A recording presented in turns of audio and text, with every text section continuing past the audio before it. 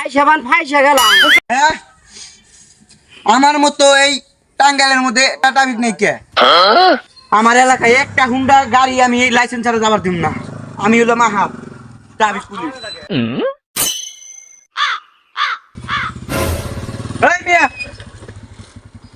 এই মিয়া আপনার হেলমেট কো, আপনার লাইসেন্স কো দেখা নাকি?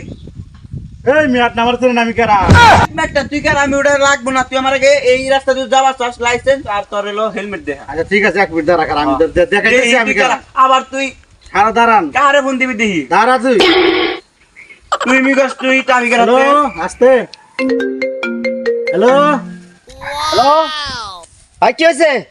হ্যাঁ বাহাদুর ভাই, এই করো তুমি এটা তাড়াতাড়ি বর্তলা, ঝামেলা হইছে, তাড়াতাড়ি আও। কেরা দাও। বর্তলা তাড়াতাড়ি আও। এই আসতেছি আমি।